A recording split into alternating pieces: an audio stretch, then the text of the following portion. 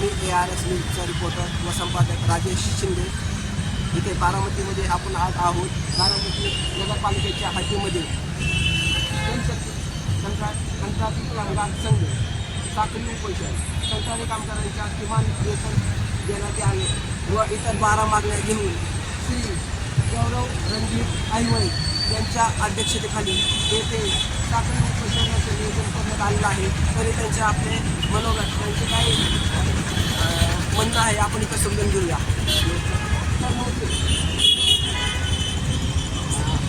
तर इथे जे साखळी उपोषणाचं चालू आहे त्या संदर्भात तुमचं काय म्हणणं आहे? तुम्ही काय बोलता की एवढं 12 मागणी आपल्या या सर्व मागण्या आहेत हे सर्व कामगारांना आहे. कामगारांना किंवा मिळालाच पाहिजे. दुसरा विषय PSIC भरलाच पाहिजे. तो नियमाप्रमाणे बारामतीमध्ये कामगारांची निवडणूक सर्व विभागांमध्ये होत आहे. जे नगरपालिका आणि इतर सर्व कामगार असतील त्या ठिकाणी या मागण्या आहेत. त्याला PF मिळाला पाहिजे, त्याला बोनस मिळाला पाहिजे, त्याचा पगार त्याच्या कंट्रोल दिला पाहिजे. आणि महत्त्वाचा मुद्दा ॲडव्हान्स दाखवला जातो ना, तो ॲडव्हान्स त्यांना मिळत नाही. आमचं म्हणणं आहे की तो पण खात्यावर द्या, कामगारांना पगार खात्यावर द्या, आम्ही ॲडव्हान्स पण नाही करतो. अशा आमच्या साप्ताहिक सुट्टी असते पाहिजे. अशा 11 मागण्या आहेत. त्याच्यामध्ये काय कोर्टाची चौकशी झाली पाहिजे असं देखील आमची मागणी आहे. जर त्यामधील पहिली मागणी आरोग्य विभागाची आमची मान्य झाली. त्यामध्ये किमान वेतन देता येत होतं, परंतु कामगारांची संख्या वाढली होती आणि नगरपालिकेने जो ठेकेदार आहे त्याला फक्त मुदतवाढ दिली. बाकी त्याला 2023 रुपये ठेका दिला आहे. तो 3 वर्ष वाढ दिला, फक्त मुदतवाढीवरती आला. त्याला मोठी रक्कम वाढवून न मिळाल्यामुळे आणि कामगारांची संख्या जास्त असल्यामुळे कोणताही कामगार कमी न करता त्या ठिकाणी सरसकट 1000 रुपये पगारवाढ केली. त्यांना 4 सुट्ट्या मान्य केल्या, तसंच त्यांचा PF भरण्याचं मान्य केलं, त्यांना विमा करण्याचं मान्य केलं. ज्या आमच्या मागण्या आहेत त्या त्यांनी मान्य केल्या. त्याची घोषणा नगराध्यक्ष सचिन सातव, आरोग्य सभापती नवनाथ बागल, तसंच आमचे जे नगरसेवक आहेत गरज गवळे असतील आणि जे बारामतीचे जे नगरसेवक आहेत ते त्या देवदेवर त्या ठिकाणी उपस्थित होते. त्यांच्यासमोर नगराध्यक्ष सचिन सातव यांनी ही घोषणा केली. त्यानंतर पाणी पुरवठ्याचा विभाग जो होता त्या कर्मचाऱ्यांच्या सर्व मागण्या ठेकेदाराने मान्य केल्या आहेत. तसं लेखी पत्र आम्हाला दिलं. म्हणजे दोन विभागाच्या तर मागण्या पूर्ण झाल्या. आता फक्त उद्योग विभागाची मागणी आमची पाठीमागे आहे. त्याच्यामध्ये ते काय पूर्ण केली की आम्ही जाणून घेणार आहे आणि त्याच्यानंतर आमच्या ज्या मागण्या आहेत त्याच्यासमोर मांडणार आहे, कामगारांची घोषणा मांडणार आहे आणि त्याच्यातून जर मार्ग निघाला तर आमच्या उपोषण स्थगित करणार आहे. जर आमच्या मागण्या मान्य झाल्या, आमच्या आंदोलनाला उपोषणाला यश आले असं आम्ही गृहीत धरून आमचं उपोषण आम्ही स्थगित करणार. त्याच्यामध्ये खरं तर ठेकेदारी पद्धत बंद झाली पाहिजे.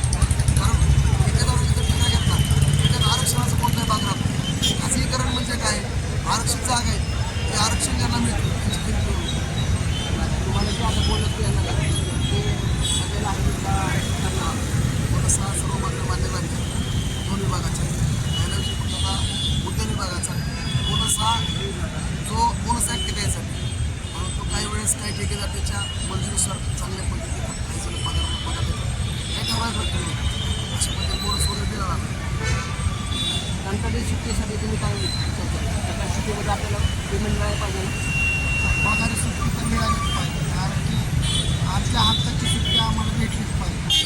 कारण की आम्ही 26 दिवस काम करणे हे आमच्या नियमामध्ये, सर्व नियमामध्येच आहे. जे काय आहे ते नियमामध्ये. आणि जे लोक आत्ता 30 दिवस काम करतात ते आत्ता आमच्या गौरवभाई यांच्या लढाईमुळं आणि आम्ही त्यांना साथ दिल्यामुळं आणि त्यांनी आम्हाला साथ दिल्यामुळे आम्हाला 30 दिवसाचं काम 26 दिवस काम करायला मिळणार आहे. आणि पगार 26 दिवसाचा पगार आम्हाला काम 30 दिवस करून 26 दिवस काम करावं लागणार आहे आणि 30 दिवसाचा पगार मिळणार आहे. त्याच्यामुळं मी गौरव यांचं मनापासून आभार मानतो. आणि गुन्हा गुन्ह्याची पातळी त्यांच्या लढाईमध्ये आम्हाला यश मिळवून दिलं. तर 1000 रुपये का होईना आम्हाला पगार वाढणार, त्याच्यामध्ये आम्ही खुश आहे. आणि येणाऱ्या नवीन टेंडरमध्ये आमचा हा लढा पुढं चालूच राहणार आहे. जनशक्ती कामगार संघटनेचा हा लढा चालूच राहणार आहे. आणि पुढच्या लढ्यामध्ये आम्ही किमान वेतन आमचा हक्काने देणारच आहे.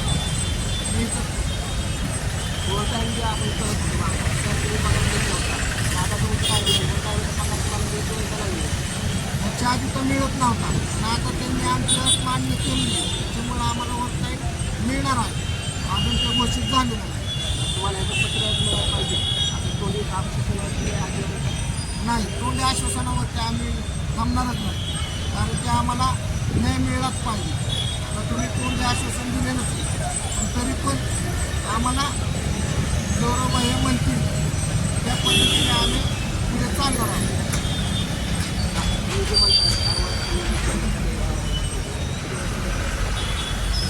उचल दाखवली जाते कामगारांच्या नावावरती म्हणून त्याला मिळत नाही. त्याची खात्यावर द्या ना. नगरपालिकेला नगरपालिकेकडे कामगारासाठी पुस्तक ते म्हणतात ठेकेदाराचा आमचा विषय राहत नाही, कामगारांनी ठेकेदार तर मग कामगाराला ठेकेदाराने जी उचल दिली कॅशमध्ये निरोप स्वरूपात तुम्ही का मान्य करता तेव्हाच त्यांना नगरपालिकेचे अधिकारी पण तुम्हाला असे या गोष्टीचं पालन करत नाही, कामगार कायद्याचं पालन करत नाही. बिलं पास होतात कामगार कायद्याचं त्या ठिकाणी विचारलं नाही. आता यापासून जनशक्ती कामगार कामगार संघटना वेळोवेळी कामगार कायद्यांची आठवण नक्कीच करू. तुम्हाला विमा आलेला आहे का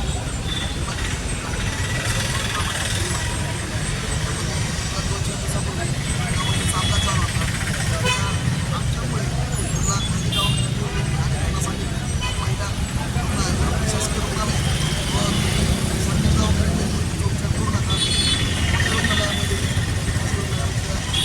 ते पण मोकळे. तुम्हाला जे काही साहित्य काम करताना ते तुम्हाला मिळालं आहे का नाही कधी मिळतं कधी नाही. कसं आहे माहिती आहे का, वेळेत कुठल्या गोष्टी मिळतच हँडलोड असो किंवा पोरं असो पाट्या असो तोंडाला मास्क लावायला मिळते देतात नाही असं नाही. म्हणजे 3 महिन्यांनी देतात 2 महिन्यांनी देतात, म्हणजे त्यांच्या मनाला वाटेल तेव्हा देत. मनमानी कारभार चालू आहे मनमानी कारभारच म्हणावं लागतं.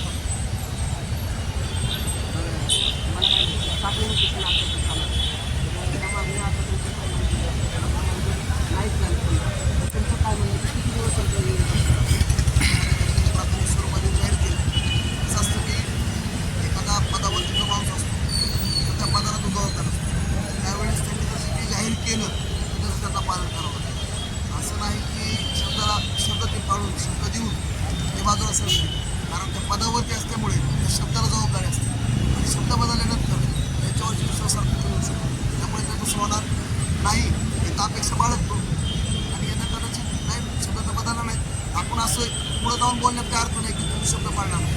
ज्यावेळेस काय गोष्टी घडणार नाही त्यानंतर परत आपल्याला बाबासाहेबांनी संविधानामध्ये अधिकार दिला आहे, आपण इथं बसलेलो आहे, आपल्याला पुढील मार्ग आहेतच. आपल्याला मिळालं आहे अपघात विमा जो आहे त्या लोकांचा काढलेला आहे. आता पहिल्यापासून काय होत होतं त्याच्यावरती लक्ष द्यायला पडतं.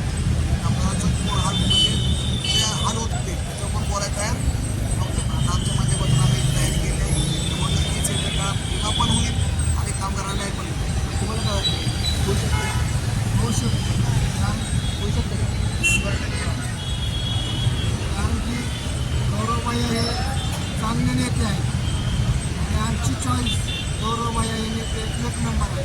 बारामतीमध्ये त्यांच्यासारखा नेता कोणीच होणार नाही आणि होऊ पण शकणार नाही, कारण की त्यांनी आज 500 कामगारांचा विचार करून त्यांनी सगळ्यांना कमीत कमी 1000 रुपये तरी वाढवले.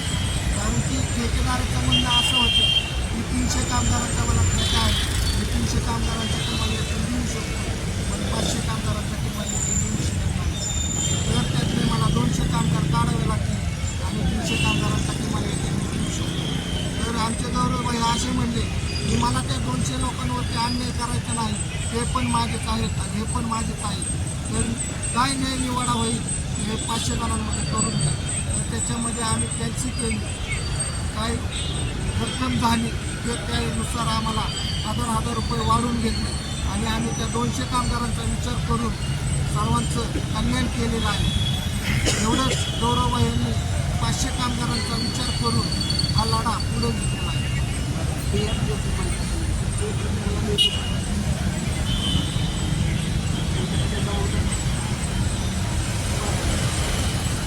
काही विभागांमध्ये होतो काही विभागांमध्ये होतो काही त्यांना पण मिळाला पाहिजे यासाठी आमची मागणी आहे. सगळ्यांचं भरा कायद्यात तर सगळ्यांचं भरा ना, एकाला दिलं आणि एकाला नाही असं का? पण त्याला जी सवलत दिली जाते शासनाने काय सांगितलं 2019 एखादा पुरुषावर पुरवठा केला त्या शासकीय एका काढला त्यामध्ये त्याची एक क्रायटेरिया दिला त्याला बिल देताना त्याच्याकडून तो बिल कोणते कोणते काढले त्यावेळेस तो पी एफ भरतो त्या पी एफची पावती जोडायची ESI भरतो ESI जोडायची PT भरतो व्यवसाय कर त्या व्यवसाय करायची पावती जोडायची आणि कामगार दिला पगार त्याची रिसीट जोडायची म्हणजे त्याचं बॅक स्टेटमेंट या सर्व गोष्टी जोडून झाल्यानंतर ते बिल काय आणि ते नगरपालिकेचा वापर त्याच्यानंतर त्याचं बिल त्याला मिळणार त्यामुळं त्याचा बारदार आहे त्याचा मी नगरपालिकेने बिल आता चेक केलं पाहिजे एकदा काय होतं बारामतीमध्ये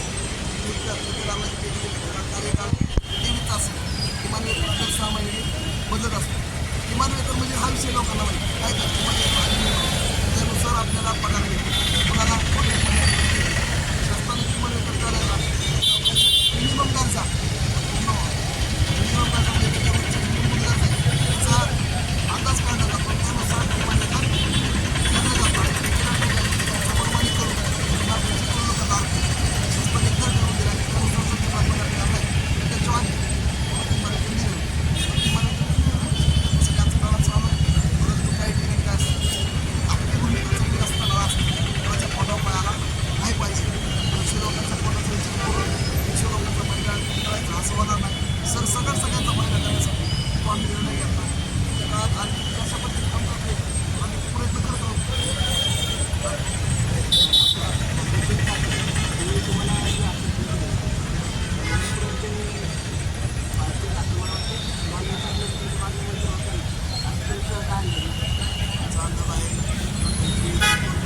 समाजाने आम्ही वारंवार आमचं एकच म्हणणं आहे या कार्यक्रमाच्या हेतूला दुसरं आहे हा विषय काही लोरावेळचा व्यक्तिगत नाही किंवा त्याचं बी व्यक्तिगत हा आहे जनतेचा विषय हे कामगारांना रोजगार देणं त्यांचं बी काम आहे रोजगार मिळून चालणार नाही त्यांच्या हक्काचं बी त्यांना पगार आणि इतर सगळे जे दिले ते मिळाल्या पाहिजे त्यासाठी त्यांनी लक्ष घेतलं पाहिजे त्यांनी सांगितलं मला संधीला काम करायची आता आलं संधी तर द्या शेवटी आपण जनतेमध्ये जनतेचं काम आहे तिथं चुका तिथं आपण रस्त्यावरती उतरणार आहे पण कसं असतं की आपण जर संधीच देणार नसेल त्यांना काम करायला वेळेत देणार नसेल तर ते चुकीची भावना होती म्हणजे फक्त विरोध असावा त्याच्यामध्ये लोकांच्या हिताचा निर्णय झाला पाहिजे त्या बाबतीत माझी ती भूमिका आहे की लोकांना न्याय मिळाला पाहिजे त्याच्यामध्ये विरोध करणे हाच भूमिका नाही न्याय मिळत असं तर थोडं थांबणार पण मागणार पण विचारणार पण दिलं बी पाहिजे मागणार कायद्याने पण सगळं चित्र देण्यात होतं बाबासाहेबांनी जो अधिकार दिला त्याचा वापर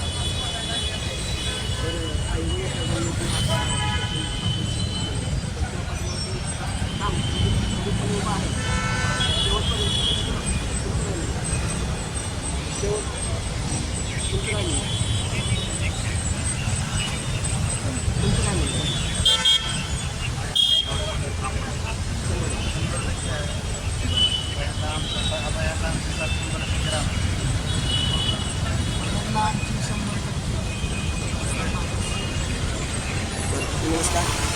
आज इथं उपोषणाला निवडून सुरुवात केलेली आहे गौरव आहे त्यांच्या मागे सर्व खंबीर उभा असून त्यांच्या लवकर मागण्या मंजूर होणार आहेत यासाठी ARS न्यूजच्या माध्यमातून त्यांनी कंटिन्यू त्यांच्या मागण्या पूर्ण होत नाही तोपर्यंत लागून राहणार आहे आणि ह्यांना न्याय लवकर मिळण्यासाठी मी माझ्या पूर्ण प्रयत्न करणार आहे एवढं सांगून मी इथं थांबतो.